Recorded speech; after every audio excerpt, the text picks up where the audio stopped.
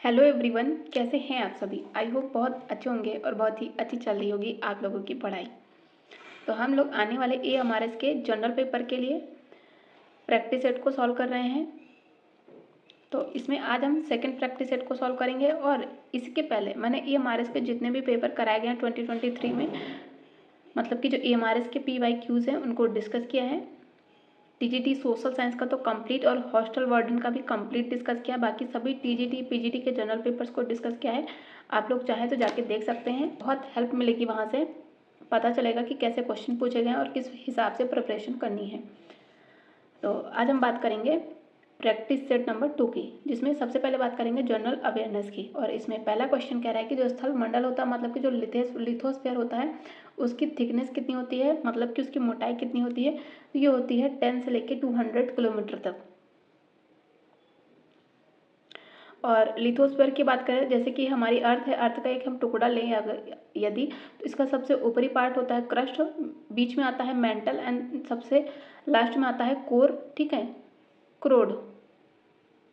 और इसमें जो क्रस्ट होता है, क्रस्ट में ही जो ऊपर का पार्ट होता है वही कहलाता है लिथोस्फीयर। और इसकी जो थिकनेस होती है वो कितनी होती है, वो होती है 10 से लेके 200 किलोमीटर तक। और लिथोस्फीयर में भी, मतलब कि स्थल मंडल में भी, जो महाद्वीप वाला पार्ट होता है और जो महासागर वाला पार्ट होता है, उन दोनों की थिकनेस अलग अलग होती है। यदि हम ओशियन के महासागर की बात करें तो ये होती है 50 से लेके 140 किलोमीटर। और महाद्वीप मतलब कि कॉन्टिनेंट की बात करें तो ये होती है 40 से लेके 200 किलोमीटर। इसका मतलब क्या है कि कॉन्टिनेंट की थिकनेस ज़्यादा होती है as compare to ocean. Next कह रहा है, यदि हम GNP से मूल्यह्रास को घटाएंगे तो कौन सी आय प्राप्त होगी, कौन सी इनकम प्राप्त होगी। तो उसे प्राप्त होगा हमें नेट नेशनल प्रोडक्ट, मतलब कि शुद्ध राष्ट्रीय उत्पाद। और यदि हम बात करें GNP की, तो GNP होता क्या है, जो देश है, मतलब कोई किसी भी देश के जो निवासी होते हैं उनके द्वारा देश में ही या फिर विदेश में एक वर्ष में अंतिम रूप से जो उत्पादित वस्तु और सेवाओं का मौद्रिक मूल्य होता है उसे कहते हैं हम GNP। निम्नलिखित में से कौन सा एक प्राकृतिक रेशा नहीं है। तो इसमें रेयॉन प्राकृतिक रेशा नहीं है, मतलब कि नेचुरल फाइबर नहीं है। लेनिन, जूट एंड कपास ये सभी नेचुरल फाइबर हैं। रेयॉन की बात करें तो ये सेलुलोज से बना होता है, ठीक है। नेक्स्ट है, कैल्शियम कार्बोनेट से बनी चट्टानों में क्या पाया जाता है। तो ये पाया जाता है चूना पत्थर, मतलब कि लाइमस्टोन पाया जाता है। और कैल्शियम कार्बोनेट का फार्मूला होता है CaCO3। नेक्स्ट है, 11वीं शताब्दी के आरंभ में चोल राजा राजेंद्र फर्स्ट ने एक शिव मंदिर का निर्माण किया था और इससे जब तो सूर्य पीठिका से भरा था, किसने, तो ये भरा था चालुक्यों ने। नेक्स्ट है, ओयो ने ग्रामीण पर्यटन पहल शुरू करने के लिए जम्मू कश्मीर प्रशासन के साथ भागीदारी की है। तो उस पहल का नाम बताना है, तो वो हो जाएगी क्राउन ऑफ इनक्रेडिबल इंडिया, मतलब कि अतुल्य भारत का ताज। नेक्स्ट है, कह रहा है कि जो कोशिका विभाजन है उसके मुख्य कितने टाइप्स हैं, कितने प्रकार है। तो ये कुल कितने, 2 प्रकार के होते हैं। एक होता है मिटियोसिस एंड दूसरा होता है मेयोसिस, ठीक है। मिटियोसिस मतलब कि समसूत्री विभाजन और मिटियोसिस मतलब कि अर्धसूत्री विभाजन। नेक्स्ट है, पृथ्वी की भूपर्पटी बनाने वाले जो खनिज पदार्थ हैं उनके किसी भी प्राकृतिक पिंड को क्या कहते हैं। तो उसे हम कहते हैं शैल, मतलब कि रॉक। निम्नलिखित में से किसका संबंध संगीत वाद्य यंत्र संतूर से था। तो ये हो जाएंगे पंडित शिव कुमार शर्मा। और हरिप्रसाद चौरसिया की बात करें तो इनका संबंध था बांसुरी से, बांसुरी वादक थे। रविशंकर प्रसाद की बात करें तो ये सितार वादक थे। और पंडित जसराज की बात करें तो ये भारत के प्रसिद्ध शास्त्रीय गायकों में से एक थे। मुख्यमंत्री श्रमिक कल्याण प्रकल्प योजना अमित शाह के द्वारा कहाँ की महिलाओं के लिए शुरू की गई है। तो योजना याद रखिएगा, मुख्यमंत्री श्रमिक कल्याण योजना किसने शुरू की है, अमित शाह के द्वारा। कहाँ पे शुरू की गई है, तो ये शुरू की गई है त्रिपुरा में। नेक्स्ट है पार्ट 3 नॉलेज ऑफ ICT की बात करेंगे, जिसमें पहला क्वेश्चन कह रहा है कि कौन सा एक ऑपरेटिंग सिस्टम नहीं है। और ऐसा ही क्वेश्चन पूछा गया था PYQ मतलब 2023 में। तो इसमें जो सफारी है ये एक प्रकार का वेब ब्राउज़र है। बाकी Linux, Windows and Mac OS ये सभी क्या है, ये सभी ऑपरेटिंग सिस्टम है। नेक्स्ट है कंप्यूटर में जो रोम है, रोम का फुल फॉर्म बताना है, तो रोम stand for read only memory. Next है आईटी में किसका अर्थ है कि डेटाबेस में उपलब्ध डेटा सही और संगत पूर्ण हो, तो ये हो जाएगा डेटा इंटीग्रिटी। नेक्स्ट है माइक्रोसॉफ्ट वर्ड में एंड की का उपयोग करने से प्रोसेसर कर्सर्स को किसके अंत में ले जा सकते हैं, तो वो ले जा सकते हैं लाइन के अंत में।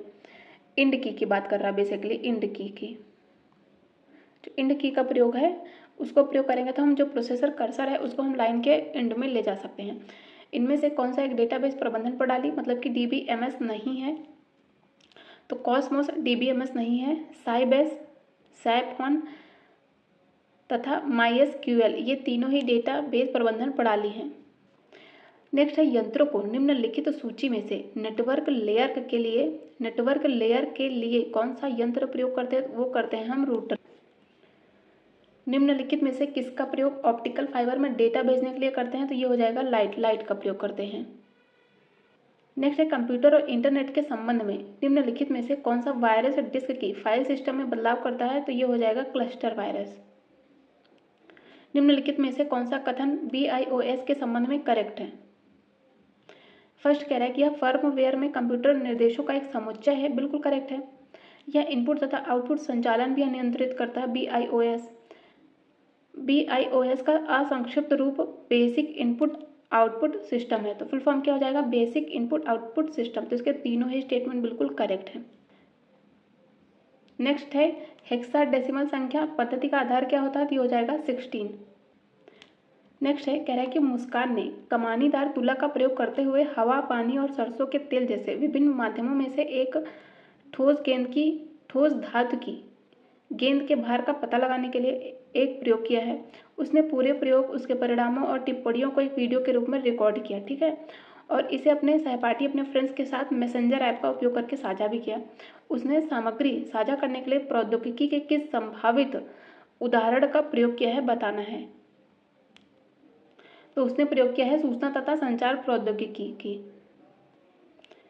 निम्नलिखित में से कौन सा युग्म सूचना और संचार प्रौद्योगिकी मतलब कि ICT के उपकरण के संबंध में सही ढंग से सुमेलित है, तो इंफॉर्मेटिव टूल्स कौन कौन से होते हैं, टेक्स्ट, साउंड तथा ग्राफिक्स, तो इसका सिर्फ ऑप्शन ए करेक्ट है।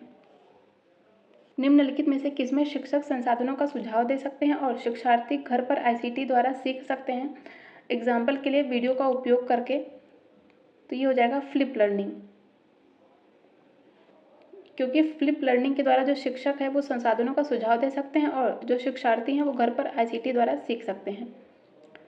ICT पर राष्ट्रीय नीति के अनुसार निम्नलिखित में से कौन विद्यालय में डिजिटल संसाधनों की खोज, मिलान और वर्गीकरण करेगा और उन्हें शिक्षकों और छात्रों को उपलब्ध कराएगा, तो ये हो जाएगा लाइब्रेरी।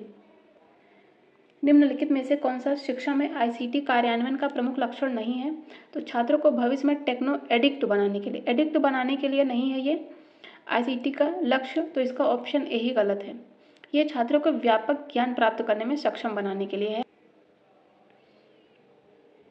अब हम बात करेंगे पार्ट 4 टीचिंग एप्टीट्यूड की, जिसमें पहला कह रहा है कि बच्चों के कार्य को प्रदर्शित करते समय एक शिक्षक को किन बातों का ध्यान रखना चाहिए, तो रंग के माध्यम से कार्य को जोड़ना या फिर समन्वय करना, पहला बिल्कुल सही है। दूसरा कह रहा है कि कैशल का इस्तेमाल एक बैकग्राउंड के रूप में करना चाहिए, तो इसका दूसरा गलत है, पहला बिल्कुल सही है।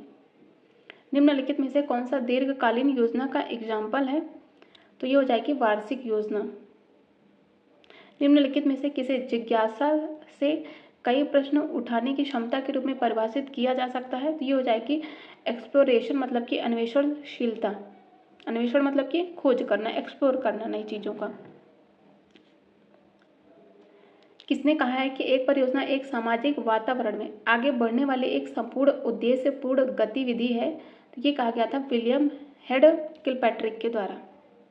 नेक्स्ट है who is a true teacher मतलब कि सच्चा शिक्षक कौन होता है, जो कि समाज की मजबूरियों से मुक्त होता है, ठीक है, तो इसका हो जाएगा ऑप्शन ए। नेक्स्ट है कह रहा है कि प्राथमिक स्तर पर निम्नलिखित में से किसे एक शिक्षक का सर्वाधिक महत्वपूर्ण गुण माना गया है, और ये बात कर रहा है प्राइमरी स्तर पर, ठीक है, तो प्राइमरी स्तर पर शिक्षक को क्या होना चाहिए, धैर्य तथा सहिष्णुता और शिक्षण में दक्षता होनी चाहिए। शैक्षणिक टेक्नोलॉजी उपयोगी है, क्यों, क्योंकि वह अध्यापन को अर्थपूर्ण और कार्य सक्षम बनाती है। टेक्नोलॉजी। निम्न में से किस मापदंड पर स्वमूल्यांकन मतलब कि सेल्फ असेसमेंट या फिर निर्धारण के प्रश्न पूछे जा सकते हैं? तो वो प्रोनाउंसिएशन तथा टेंशन, इन दोनों में ही। तो इसका हो जाएगा ऑप्शन डी। नेक्स्ट है संचयी रिकॉर्ड कार्ड को व्यक्तित्व के मूल्यांकन के निम्नलिखित प्रकारों में से किसके अंतर्गत वर्गीकृत किया जा सकता है? तो जो संचयी रिकॉर्ड कार्ड है यह गैर मानकीकृत परीक्षण या व्यक्तिपरक विधि में शामिल है। तो इसका हो जाएगा ऑप्शन ए। क्योंकि जो संचयी रिकॉर्ड है ये इसको व्यक्तित्व के जो मूल्यांकन है उसके गैर मानकीकृत परीक्षण या फिर व्यक्तिपरक विधि के अंतर्गत ही वर्गीकृत किया जाता है। नेक्स्ट है विद्यालय आधारित आकलन मुख्य रूप से किस सिद्धांत पर आधारित होता है? तो यह बाह्य परीक्षकों की अपेक्षा शिक्षक अपनी शिक्षार्थियों की क्षमता को बेहतर जानते हैं, यही विद्यालय आधारित आकलन में शामिल है। तो इसका हो जाएगा ऑप्शन डी। नेक्स्ट है बहुकक्षीय शिक्षण स्थिति के बारे में निम्नलिखित में से कौन सा सही है? अधिकांशतः स्थिति औपचारिक होती है, गलत है। अध्यापक की स्थिति उपस्थिति आवश्यक होती है, ये भी सही नहीं है। बहुकक्षीय शिक्षण में बच्चों में सहयोग कम होता है, गलत है। अनुभवों की विविधता असीमित होती है, अनलिमिटेड होती है, वैरायटी ऑफ एक्सपीरियंस। तो इसका ऑप्शन डी करेक्ट है। सूक्ष्म शिक्षण मतलब कि माइक्रो टीचिंग का आविष्कार किसके द्वारा किया गया था? तो ये किया गया था ड्वाइट एलन के द्वारा। नेक्स्ट है संशोधित ब्लूम की टैक्सोनॉमी 2001 में सूचना के बारे में निर्णय लेने के लिए राय प्रस्तुत करने और बचाव करने के लिए मानदंडों के एक सेट के आधार पर विचारों या काम की गुणवत्ता को मान्य करना और समस्याओं को एक महत्वपूर्ण तरीके से देखना, ये किसकी श्रेणी में आता है?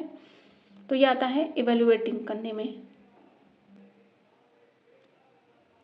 अध्यापक विद्यार्थी संबंध की प्रकृति कैसी होनी चाहिए? तो वो सपोर्टिव तथा नॉन थ्रेटनिंग होनी चाहिए, मतलब कि भय रहित होनी चाहिए। छात्रों का एक समूह बनाते समय निम्नलिखित में से किस अनिवार्य बात का ध्यान रखना चाहिए? तो उसमें मुक्त पारस्परिक क्रिया की संभावना होनी चाहिए, समूह बनाते टाइम ध्यान रखना चाहिए। शिक्षार्थी केंद्रित दृष्टिकोण अपनाने के लिए एक छात्र के निम्नलिखित में से किन पहलुओं को समझना आवश्यक है? तो उसमें घर और सांस्कृतिक पृष्ठभूमि को समझना, स्वास्थ्य और शारीरिक विकास तथा उसकी मानसिक क्षमताओं, इन सभी को समझना बहुत ही ज़्यादा आवश्यक है छात्र के। नेक्स्ट है जब शिक्षक क्या कर रहा हो तो बेहतर होगा कि छात्रों को शिक्षक के सामने अर्धवृत्ताकार रूप में बैठाया जाए। तो जब शिक्षक कविताएं पढ़ रहा हो और प्रयोग कर रहा हो तो ऐसे में जो स्टूडेंट होते हैं उनको अर्धवृत्ताकार के रूप में बैठाना चाहिए। नेक्स्ट है एक शिक्षक की कौन सी भूमिका विशेष अधिगम के उद्देश्य के संबंध में खेल परिदृश्य के समग्र लक्ष्यों की योजना और संचार से संबंधित है? तो ये हो जाएगा इंस्ट्रक्टर मतलब कि प्रशिक्षक।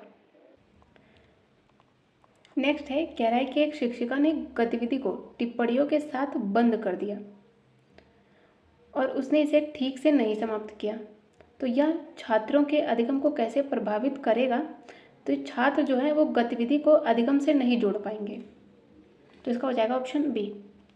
नेक्स्ट है कह रहा है कि कक्षा में अधिगम प्रभावित होगा किससे? तो वो विधिवत अभिकल्पित पाठ्यचर्या से। नेक्स्ट है एक अध्यापक पहले संकल्पना के बारे में क्या करता है? पहले कुछ उदाहरण देता है, मतलब कि कोई एग्जाम्पल देता है और फिर इससे संबंधित नियम या फिर थियोरी बताता है। तो मतलब कैसे वो क्या कर रहा है?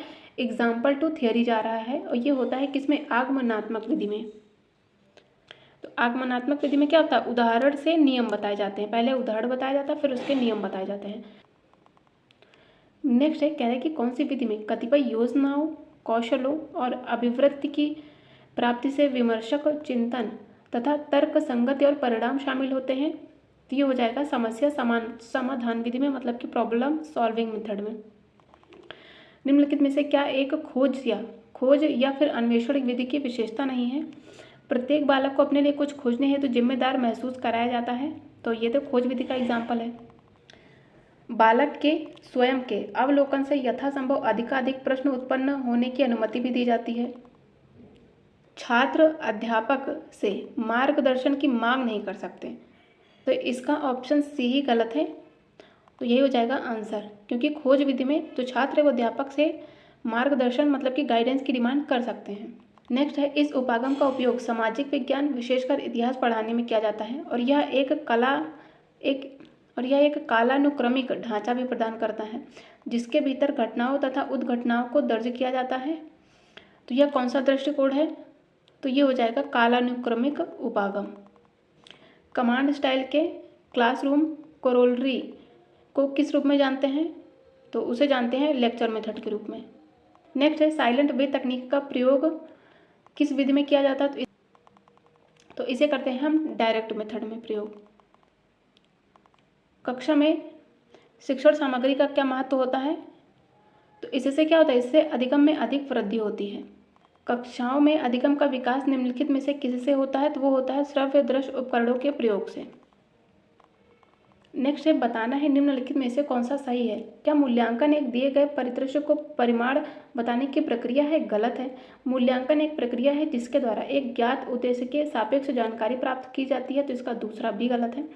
जो मूल्यांकन है वो मात्रात्मक और गुणात्मक दोनों है और दोनों जानकारियों पर विचार करके किसी परिदृश्य पर मूल्यांकन निर्णय लेने की एक प्रक्रिया है, तो इसका ऑप्शन सी करेक्ट है। नेक्स्ट है वह त्रुटियों के बारे में बताने से पहले प्रशंसा करते हैं या फिर करती है। इन त्रुटियों के बारे में सुधारात्मक उपाय सुझाना। तो वह किस प्रकार का मूल्यांकन अपना रही है? तो वह एक प्रकार का जजमेंटल मतलब कि निर्णयात्मक मूल्यांकन है। अब हम बात करेंगे पार्ट 5 डोमेन नॉलेज, जिसमें NEP 2020 और एक्सपीरियंशियल बेस्ड पेडागोजी तथा केस स्टडी के क्वेश्चन शामिल होंगे। जिसमें पहला है कि एक ऑब्जर्वेशन शीट बनाते समय श्रवण करने में किन क्षेत्रों को प्रेक्षित किया जाता है? तो एक ऑब्जर्वेशन शीट का निर्माण करते समय और श्रवण करने में अर्थ को साबित करने को प्रेक्षित किया जाता है, तो इसका हो जाएगा ऑप्शन डी। निम्नलिखित में से कौन सा अंतरराष्ट्रीय घोषणा या फिर समझौता नहीं है जो बच्चों और पर्यावरण को जोड़ता है? G8 पर्यावरण मंत्रियों का संचार, तो इसका ऑप्शन ए यही नहीं है। आवास एजेंडा 1990 बच्चों के अधिकारों का सम्मेलन तथा जैविक विविधता सम्मेलन, ये सभी बच्चों और पर्यावरण को जोड़ता है, लेकिन जो G8 पर्यावरण मंत्रियों का संचार है ये बच्चों और पर्यावरण को नहीं जोड़ता। किस गतिविधि में भाषा छात्र की अपनी भाषा है चाहे उनका स्तर कुछ भी हो? तो हो जाएगा फ्री राइटिंग में। शब्द स्तर की लेखन गतिविधि में लेखन के अंतर्गत क्या आता है? तो इसमें तस्वीरों के साथ शीर्षक लिखना तथा वर्ड पजल मतलब कि शब्द पहले सॉल्व करना शामिल है, तो इसका हो जाएगा ऑप्शन बी। नेक्स्ट है वाक्य स्तर पर लेखन गतिविधि के अंतर्गत क्या आता है? मतलब कि राइटिंग एट सेंटेंस लेवल। इस राइटिंग एक्टिविटी है, एक राइटिंग एक्टिविटी कराई गई है राइटिंग एट सेंटेंस लेवल। इसमें क्या शामिल है? तो इसमें पात्रों के लिए स्पीच बबल आता है तथा अन्य विद्यार्थियों के उत्तर देने के लिए सरल प्रश्न लिखना भी इसमें शामिल है, तो इसका हो जाएगा ऑप्शन सी।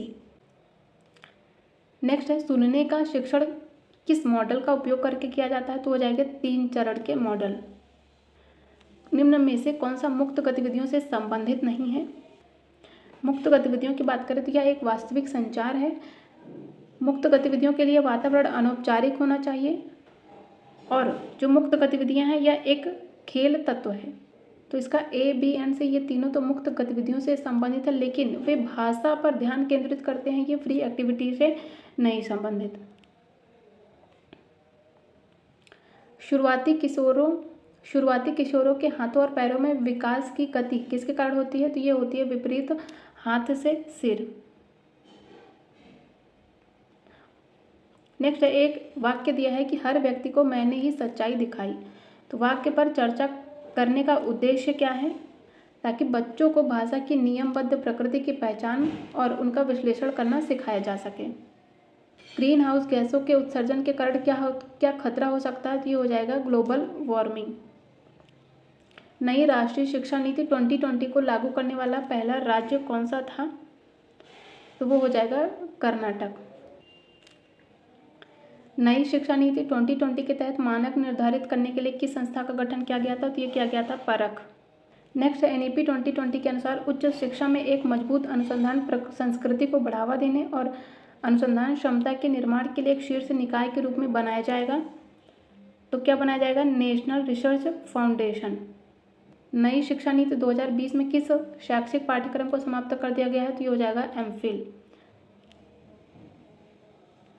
उच्च शिक्षा में सकल नामांकन अनुपात किस वर्ष तक 50% हो जाएगा? तो ये हो जाएगा 2035 और ये PYQ है।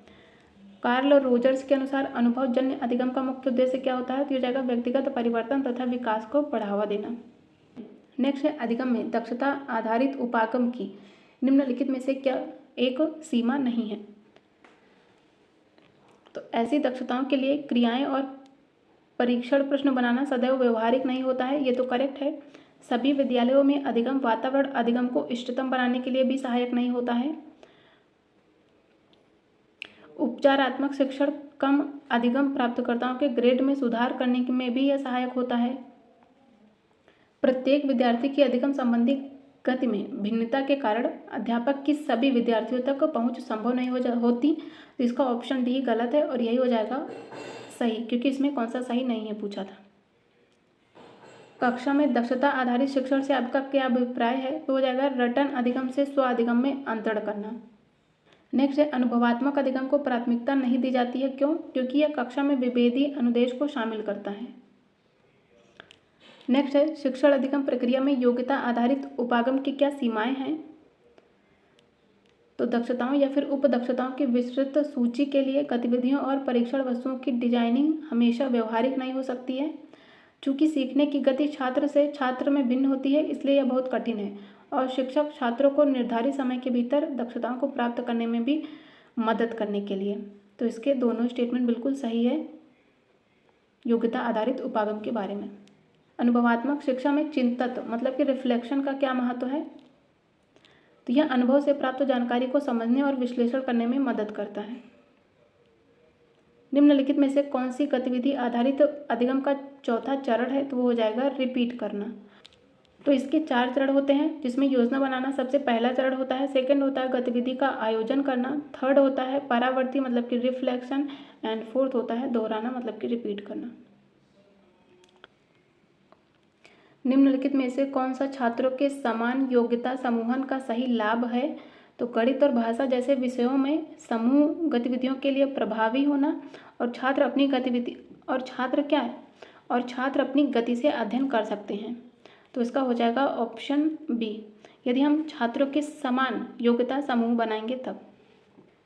नेक्स्ट है एक्टिविटी बेस्ड अप्रोच मतलब कि क्रियाकलाप आधारित उपागम के क्या लाभ हैं? तो यह अपनी शैली में शिक्षण तथा अधिगम की गति का निर्धारण करने के लिए कार्य क्षेत्र उपलब्ध कराता है।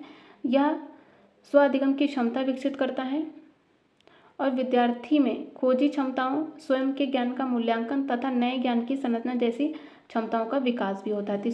तो इसके तीनों स्टेटमेंट करेक्ट है। नेक्स्ट है कार्ल रोजर्स ने अधिगम को 2 प्रकारों में विभाजित किया है। उसमें संज्ञानात्मक अधिगम मतलब कि कॉग्निटिव लर्निंग क्या है? तो अर्थहीन ज्ञान जैसे शब्दावली या फिर गुणन तालिका को याद करना, यही आता है कॉग्निटिव लर्निंग में। NEP राष्ट्रीय शिक्षा नीति 2020 के अनुसार विद्यालयों में कक्षा 5 तक शिक्षा का माध्यम कैसा होना चाहिए? तो वो होना चाहिए मदर टंग मतलब कि मातृभाषा या फिर प्रादेशिक भाषा। राष्ट्रीय शिक्षा नीति 2020 के अनुसार बाल वाटिका क्या है? तो वह 3 से 5 वर्ष की आयु तक की शिक्षा प्राप्त करना। स्कूली स्तर पर पाठ्य पुस्तकों से इतर पढ़ने और प्रयोग के लिए रुचिपूर्ण पुस्तकों के विकास और लोकप्रिय बनाने की बात किस दस्तावेज में कही गई है? तो वो हो जाएगा NPE 1986 में।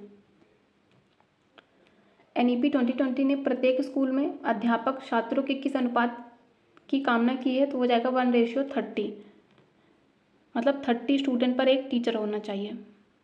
राष्ट्रीय शिक्षा नीति 2020 में किस वर्ष तक विद्यालय शिक्षा में 100% सकल नामांकन अनुपात हासिल करना है? तो ये करना है 2030 तक। अब हम बात करेंगे पार्ट 6 लैंग्वेज कॉम्पिटेंसी टेस्ट की, जिसमें पहला है हिंदी का क्वेश्चन कि द्रौपदी का चीर, इसका अर्थ क्या है? कि कभी समाप्त न होना। नेक्स्ट है देशभक्ति में कौन सा समास है? तो इसमें देशभक्ति मतलब देश के लिए भक्ति, तो इसमें विभक्ति चिन्ह का लोप हो रहा है, तो इसमें हो जाएगा तत्पुरुष समास। निम्नलिखित में से कौन सा एक व्यंजन संधि नहीं है? तो उद्धरण, तद्धित और वाक्चाल में तो व्यंजन संधि है, लेकिन रसायन में व्यंजन संधि नहीं है। इसमें है दीर्घ स्वर संधि। जो पूजा के योग्य है उसके लिए एक शब्द क्या होगा? तो हो जाएगा पूज्य। नेक्स्ट है देवता शब्द का पर्यायवाची क्या नहीं है? तो सुधाकर देवता का पर्यायवाची नहीं है।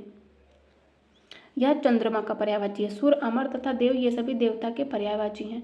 नेक्स्ट है, कह रहा है कि मोहन तुमसे चौगुना काम करता है। तो इसमें विशेषण क्या है? तो इसमें विशेषण है आवृत्ति वाचक विशेषण है, मतलब कि आवृत्ति हो रही है, जैसे कि 2 गुना, 3 गुना, 4 गुना।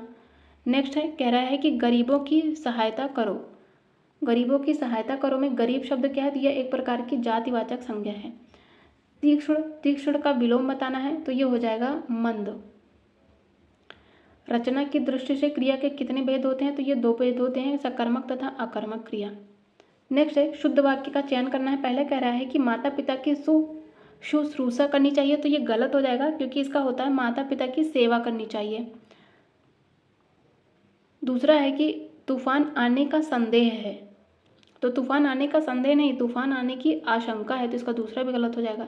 तीसरा कह रहा है कि अनेक निरपराध दंड के भागी हुए, तो इसका तीसरा करेक्ट है। फोर्थ कह रहा है कि इसके एकमात्र 2 कारण हो सकते हैं। तो इसके एकमात्र नहीं, इसका होगा इसके मात्र 2 कारण हो सकते हैं, एक मात्र नहीं होगा। तो इसके ऑप्शन सी सही है, बाकी सभी गलत। अब हम बात करेंगे इंग्लिश की।